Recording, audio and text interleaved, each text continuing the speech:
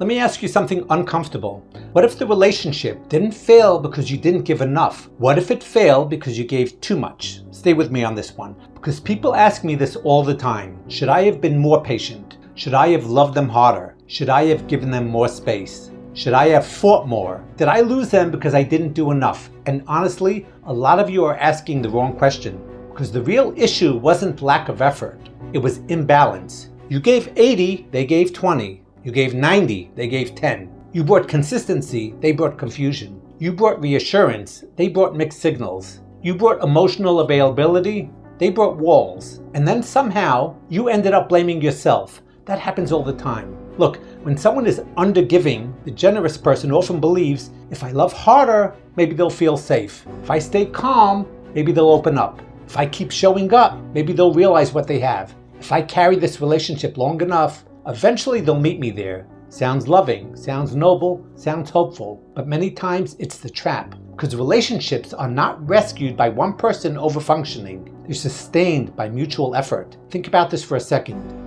If one person is pulling the wagon while the other sits inside it, that's not partnership, that's labor. And eventually the person pulling it gets exhausted, then ashamed for being exhausted, then desperate, then resentful, then heartbroken. And the other person often says, you changed. No, you got tired. Big difference. Here's the truth moment. Giving more does not automatically create love. Sometimes giving more only teaches the other person that they can give less. That one line right there can wake people up, because some of you became amazing at tolerating crumbs. You became impressive at understanding excuses. You became world-class at translating mixed signals into hope.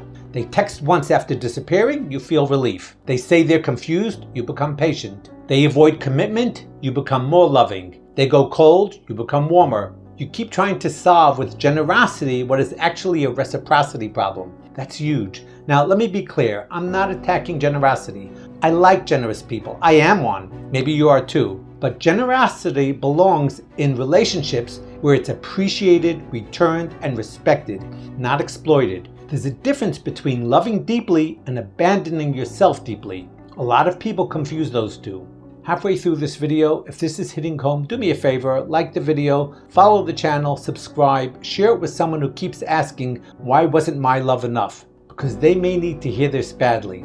Now let's talk about the 50-50 idea. People hear 50-50 and think it means identical effort every day. No, life doesn't work like that. Some days you give 70 and they give 30. Some days they carry more and you're struggling. Some seasons one person is tired. Some seasons one person needs support. That's normal. But over time, there must be mutuality. Over time, both people must care. Both must try. Both must repair. Both must value the relationship. If only one person consistently fights for it, the ending is usually already in the room. Look, one of the saddest things I see is someone saying, but I gave everything. I know, and I respect that. But giving everything to someone who gives little back is not romantic. It's expensive. Emotionally expensive, mentally expensive, sometimes financially expensive too. And when it collapses, you think, how can this happen after all I gave? Because love is not purchased by effort. You cannot buy commitment with devotion. You cannot earn consistency by overperforming. You cannot heal someone's avoidance by bleeding on the floor. That's blunt but true. Now, some of you are wondering, so should I become cold? Stop caring? Play games? No, that's not the answer. The answer is standards. The answer is pacing.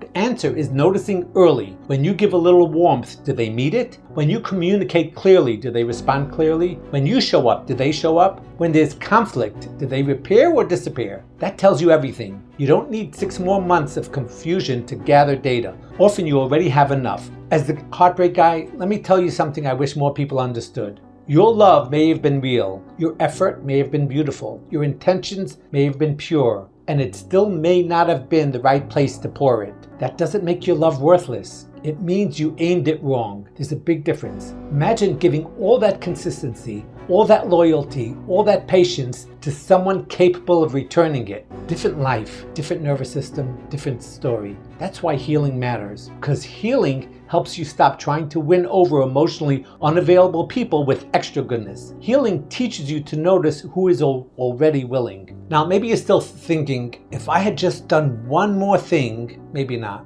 maybe one more thing would have just become one more thing, and then another and another, until you were empty. So if this is your season right now, stop asking whether you gave enough. Ask whether they gave enough.